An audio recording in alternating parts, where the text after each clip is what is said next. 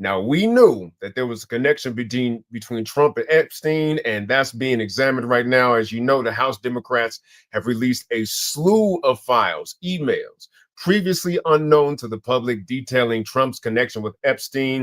And the mainstream's talking about that, but sliding beneath the radar, something that ain't being discussed right now, is the revelation that Epstein was sinking his colonizing claws into the continent, y'all.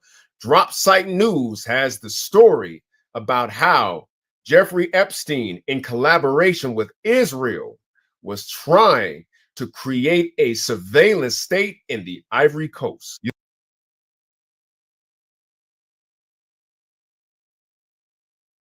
All right. Welcome to This Week in Africa, your weekly live stream where we talk about all things pertaining to the continent of Africa and the stories that are important to you and the progression of the continent.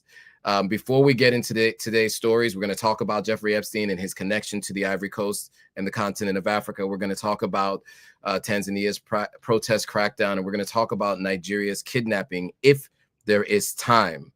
But before we get into those stories, let's first do some introductions. I'll turn it over to the co-host before I introduce myself. You are on mute. My name is Gloria, and I am on mute. But yeah, very happy to be back alongside the Joe Hotagwa. And I am Joe Hotagwa, founder and CEO of Authentic African. Our goal is to help people visit, move, and invest on the continent of Africa and educate folks about what's happening on the continent. Today, we had a packed agenda, but due to outside circumstances, we may not be able to get through every story, but we will ensure that you guys get access to the stories in the description for you to check out on your own. So make sure you guys check out the description of this video so that you can check it out. If you find this interesting, you can like, comment, subscribe, hit that thumbs up, and share this with anybody you know who's looking for more information on what's happening on the continent. So as you heard in that quick clip, there aren't a lot of people reporting on Epstein's ties to the Ivory Coast. There's a lot of discussion, especially in the United States, about his connections to the current president. We focus here on things pertaining to Africa. And so because the Epstein files have been recently released, as you know, the House and the Senate have signed the agreement to release everything. I think, if I'm not mistaken, it's already on the president's desk to sign. And so we will see what comes out more. But what we've seen so far is this story of Jeffrey Epstein and his connection to Côte d'Ivoire. And it's really deep. The Drop Site News has a long story on this. I'll make sure that it's in the description as a follow-up if you guys want to read it. They did a deep dive into all things pertaining to this individual and all of his ties around the world. But we're going to talk specifically to the Ivory Coast. So with that, I'm going to play the rest of this clip. Now, keep in mind, this is African Diaspora News Network and their quick summary of the story. I do want to maybe give a little bit more insight from the Drop Site News article, just so you kind of have a little bit more of some of the details, of the high-level details before I play the video. So one, Epstein and the former Israeli defense minister Ehud Barak collaborated a ton on a number of different things. Now, there are all kinds of conspiracies about that. You can read about them on your own and make your own determinations, but we know that is for sure. In that process, they worked to sell surveillance systems to Côte d'Ivoire. There are many reasons why people think that is, right? As you've heard, Burkina Faso specifically has implicated Côte d'Ivoire in spying tactics and also potential coup attempts, right? So that has been their claim. There have been other things that have been claimed about Côte d'Ivoire, but just know that at the very least, we know that Israeli surveillance systems, heavily subsidized by American tax dollars, have been used in Côte d'Ivoire, or at least purchased by Côte d'Ivoire. We know that for sure. The newly leaked emails from the House Oversight Committee documents shown that Epstein acted as an unofficial fixer for Israeli intelligence interest in Africa. So it goes beyond in Côte d'Ivoire, but this is the specific story that they focused on. He facilitated deals, arranged meetings, and maintained relationships with Ivorian elites. Ehud Barak, the then Israeli defense minister, continued negotiations even after leaving office.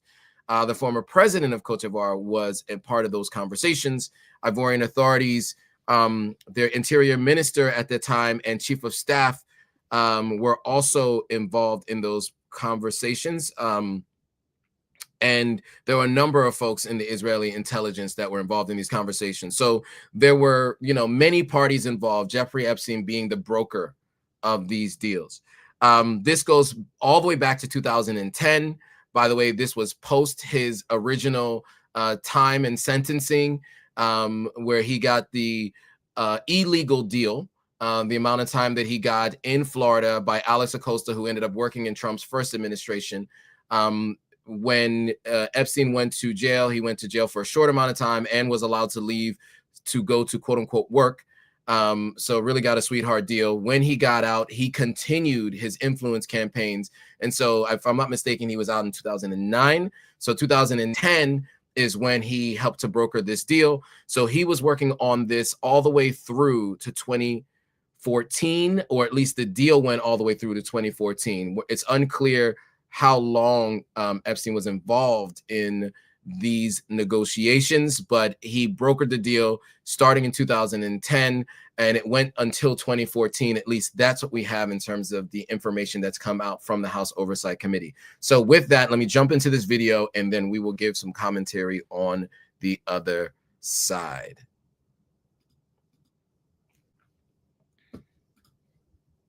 You see, Israel's former defense minister, Ehud Barak, had eyes on the Ivory Coast, and he wanted to try a little something. And one of his good buddies was Jeffrey Epstein. And this is what the article in Dropside News reports. Jeffrey Epstein and Ehud Barak were specialists in war profiteering. At the end of his tenure as Israel's defense minister and after his supposed retirement, Barak embraced a role as a salesman of Israeli security services to embattled governments, opening the door for Israeli intelligence leaders to shape the security apparatuses of several African nations, including the country of Côte d'Ivoire. So I'm going to leave it there because there's a lot of conjecture and additional commentary that's not necessarily specific to the article itself. Again, if you guys want to see that, I think it's in the description of this video, of the video that I just shared there, which is in this description. And I will also share the article to the drop site link as well. With that, Gloria, your thoughts on this story? Your thoughts on this story. Yeah, and as you rightfully pointed out, this is an underreported story for obvious reasons. But of course, our job here is to dig in and try to put two and two together, and not accusing, but just trying to make sense of these allegations that have been put out. We do know that, as was mentioned in that video, Jeffrey Epstein had a long-standing friendship with Ehud Barak, former Israeli prime minister. He was also the former head of their military intelligence. Epstein was also close to another Israeli intelligence officer who has stated publicly that Epstein worked in intelligence adjacent environments. Ghislaine Maxwell, who was Epstein's partner, is the daughter of Robert Maxwell. Robert Maxwell was a documented Israeli intelligence asset with deep ties in Mossad's technology. It is all alleged that Epstein himself was actually an Israeli agent.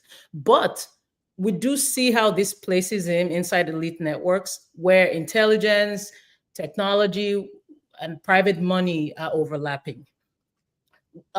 Decades ago, let's say the late 2000s and the 2010s, saw the rise of Israeli private intelligence and surveillance firms that aggressively sold surveillance tools worldwide, including to African governments. Epstein had well-documented relationships with billionaires, with defense contractors, tech CEOs who moved in these same circles. this man wasn't a technician, wasn't an engineer, but he was, as we know, a broker of introductions. He connected people in elite circles. He had access to both political power and intelligence-linked networks. If he's dealing with nations that are heavily corrupt, of course, African nations would be an easy target.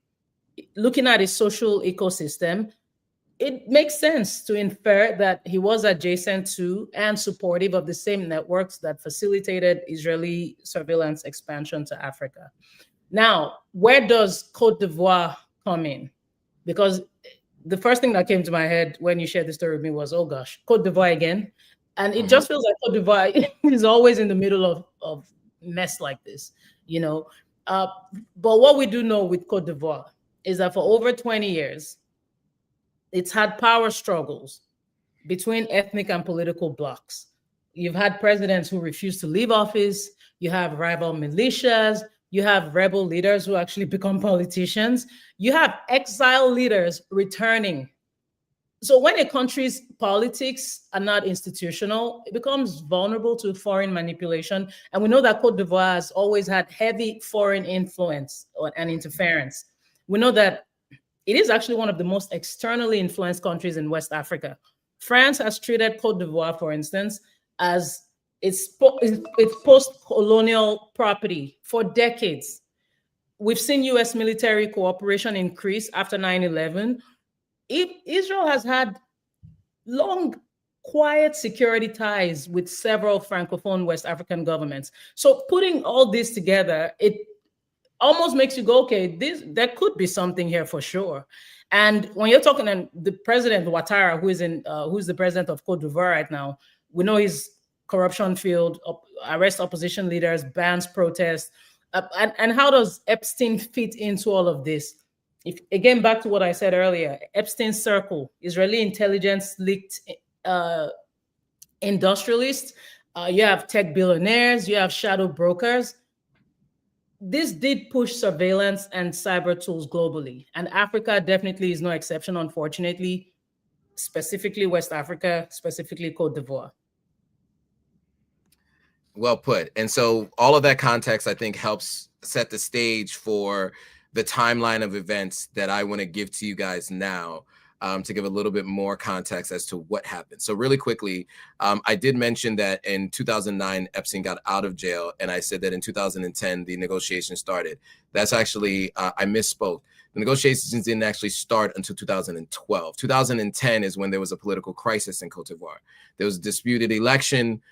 French and UN forces remove the former president, and Ouattara becomes president, who was just referenced by Gloria. There were some people say the country's security services were fractured, and there was, rebellion fears that were protested, or that were persistent, and people were fearing of them. So 2012, Israel steps in with Epstein's help. So January in 2012, Ouattara meets with Israel's defense minister in Jerusalem. That same day, his son meets with Epstein in New York. In September of 2012, Ouattara's niece meets with Epstein. Epstein meets with Ehud Barak immediately afterwards. October of 2012, Epstein travels to Côte d'Ivoire, Angola, and Senegal. There are no public flight logs, but this is how it's described by this reporting. So 2 weeks after Epstein's Africa trip, Ivorian Interior Minister visits Tel Aviv, discuss intelligence cooperation. So you can see 2012 where these meetings are all happening. Obviously, senior leadership didn't meet directly with Epstein. His son met with Epstein in New York. The senior leadership and president met with leadership and defense ministers in Israel. All right, just so there's where the connections are. 2013, Ehud Barak resigns. His business partner coordinates with a certain group. There are all kinds of meetings happening throughout 2013. There are meetings that were coordinated by Epstein for Ehud Barak at the UN General Assembly with Ouattara's cabinet chief. And so, as you can see, this is how things are intensifying. These meetings continue to happen. 2013 to 2014, the surveillance blueprint is built, right? So full surveillance proposal that was given to Ivory Coast, which included phone tapping, satellite interception, radio monitoring, cyber cafe surveillance, analyst review pipelines. So Epstein continued coordinating more meetings with Ouattara's family throughout the late 2013. In 2014, the deal becomes official. March to April of 2014, Côte d'Ivoire restructures its intelligence services. In April, the UN lifts an arms embargo and diamond export ban, clearing a path for how you can actually do this business together, right? Because obviously, because of the civil unrest, there was a UN ban on, a arms embargo on the country. So in June of 2013, June 13th of 2014, Israeli Foreign Minister at that time signs official defense and internal security agreement with Côte d'Ivoire. Israel business delegation, 50 plus executives arrived to pursue commercial opportunities at that time. So obviously in the aftermath, Ouattara consolidates power, wins controversial fourth term. Some people say the civic freedoms have shrunk. Israeli surveillance tech strengthens state repression is what some people are saying. And opposition and activists accuse the government of building a police state. And then, of course, after that, Epstein and AU Barak continue pursuing other African deals. We'll talk more about those as more comes out, but that is what happened there. A lot of information and insight there. There's some comments.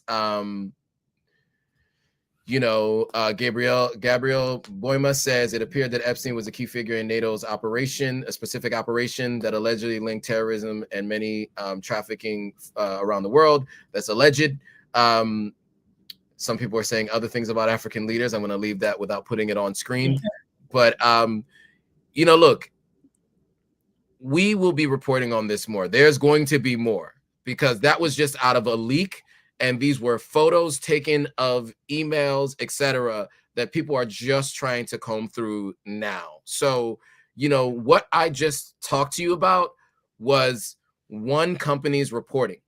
They are doing deep dives into this. They also do a lot of work to try to get background. These people have been reporting, DropSite has been reporting a ton on what's been happening in Israel and Gaza. They have really good reporting. I mean, they do their background checks. So if you're interested in these stories and more, you can definitely go check them out. But I just want to make sure that we mention that this is the early stages of this reporting. This is just one of many stories that we expect to come out.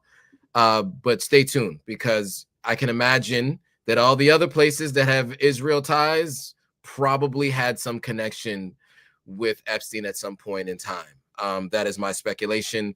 We will confirm if that is correct as time goes on. I'm not speaking about any countries in particular, but you guys can think about some of the countries who did not have anything to say in the last 24 months since everything's been happening in Israel and Palestine. Okay, with that, I think we'll move on to the next story. And there's a couple of stories to talk about here. Really tragic and concerning when it comes to Tanzania. We've talked about this over the last couple of weeks, and Gloria has been receiving some interesting comments on posts. Yeah. And other people who've reported on some of these things have as well.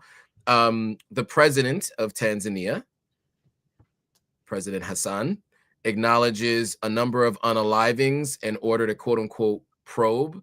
21 plus activists face treason charges punishable by unaliving. And there was a prominent TikToker or content creator that was arrested that caused a ton of controversy. I'm going to play a bit from one of these videos to give a little bit of context as to what is happening. And then we will give some commentary on the other side.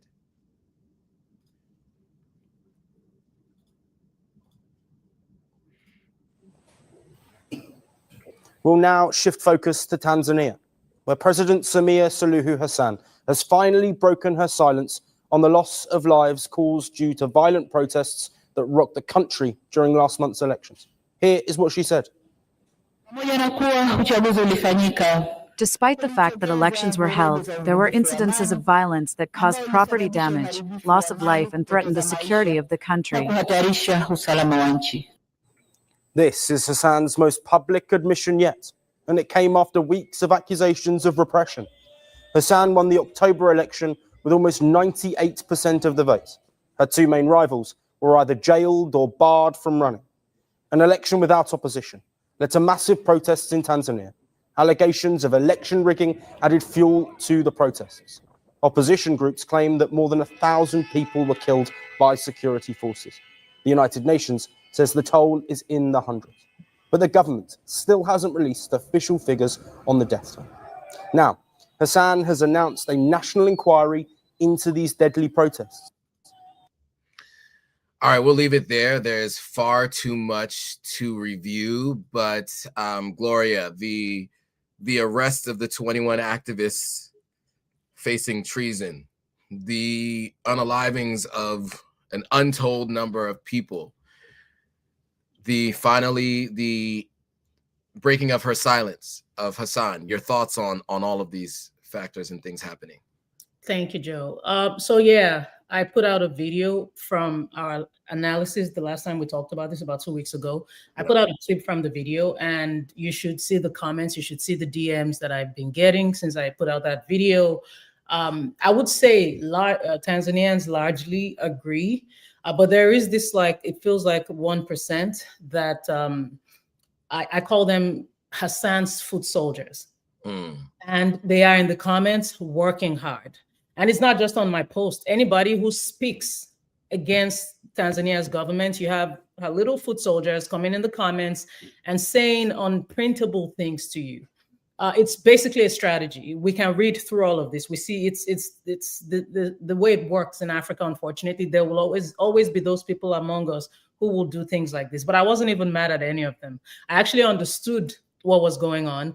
And if anything, I really do feel sorry for you, because you cannot choose to be on this side of history when you claim to care so much about your country and you want the best for your country, but you're joining a government to attack the masses.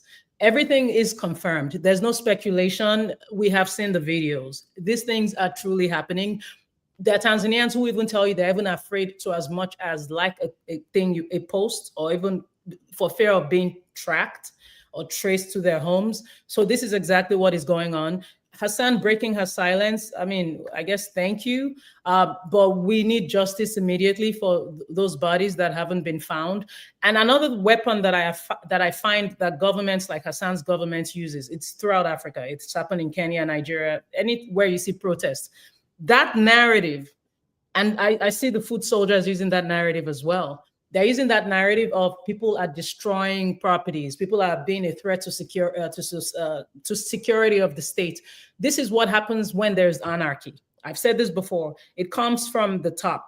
When there is no anarchy, that you don't expect anarchy at the among the people. And we know for a fact that some of these governments do plant these people who come in to disrupt the peace, who come in to disrupt protests. And I will tell you one thing, December 9 is the anniversary of Tanzania's independence, and the people plan to protest again. Hashtag D9, hashtag December 9. It is their right. They're not doing anything wrong. But I can almost predict that there will be those disruptors. I'm not saying for a fact it's all government planted, but there is a high chance that there will be more disruptors who will come in, and then that will be the excuse that will be used to attack the masses and stop them from protesting. I stand with the people of Tanzania, no matter what happens, including those foot soldiers. I stand with you too. This fight, this raising of our voices is also for you. We stand with the people. Wherever an African group of people are suppressed or oppressed, we're there. I don't care about any government. Don't make any excuse for any government. Once you go against the people, we will speak against you. That's where I stand. Well put. I don't even have much else to add. I will say that the only thing that I'll add is we haven't gotten a chance to get into this, but there was also a secret body dump that was exposed, or dumping bodies. And there's some content and footage on this. We will have to pick that up next week to review the rest of this story There's also a number of atrocities happening in Nigeria, and I really wish that we could go through some of this because Nicki Minaj spoke on it, which was interesting at the United Nations, and the United Nations had some things to say about Trump's claims, and then some folks from was it Nigeria's defense minister who was on with Piers Morgan, and Gloria has a clip of that up on her page. There's a lot of nuance to this discussion about whether or not a genocide is happening on Christians in Nigeria. What we do know is that there is a mass unaliving of people, and regardless of who the target is, the important thing to know is that should not go undiscussed or underreported as it has been. I think what it's become is a tool for two people to fight against each other, two groups, instead of talking about the loss of life. No, Nicki Minaj is not my source for geopolitics. What I'm saying is that she spoke at the UN, is what I'm saying. No, she's not my source for geopolitics. I was saying that it's interesting that she actually spoke at the UN. No, the issue here is that it's much broader than celebrities speaking on these topics. It's the real issue is that there is misinformation continuously going out. And the question that we have to have is, what's more important? Who's being killed, why they're being killed, or what they're going to do about it, right? And I use the word I'm not supposed to use on YouTube, but what we're going to do about it. And the issue is that nothing has been done not enough has been done since the Bring Back Our Girls campaign, where everybody was holding up pieces of paper saying, bring back our girls, right? So anyway, that's a story that we'll have to report on later. We also want to report on other things as well. South Africa's Palestinian mystery, 130 Palestinians mysteriously arrived in Johannesburg, and there was a peace deal that happened in the Congo. Unfortunately, we do have to jump, and I really wish that we could go into these stories. And I know that Gloria had prepared some thoughts on this. So what we will do is we will cover off on as much of this as we can when we return, because next week is a holiday, and so we'll have to figure out the following week what we can cover. Much of this will have further reporting, so we'll give you the fallout politically on what's happening in Nigeria. We'll give you any updates on what's been happening in Tanzania, the Congo peace deal that has been completed, and then we will give you more of an update on what happened with these Epstein emails. Gloria, any final thoughts before we go? I know this was a very short and abrupt live stream, but do you have any thoughts before we go? Oh, no, I think you've covered it all. Thank you so much, Joe. Yes, and I appreciate you being flexible today. It's been a crazy one. And sorry, guys, for the late start and the early drop off. Life happens outside of these live streams. We'll leave it at that. So with that, I want to thank you guys all for joining. If you found this interesting, hit that thumbs up. If you know anybody who's interested in learning more about what's happening on the continent, make sure you share this with them through WhatsApp, through Instagram, through Facebook, through wherever means you can. And also, if you haven't already, make sure you subscribe to both channels at The Gloria AL. Follow her across all platforms and subscribe to at Authentic African on YouTube, at Authentic_African on Instagram, and all the other platforms that we're on. So with that, thanks for watching. See you guys all on the next live stream. Bye, guys.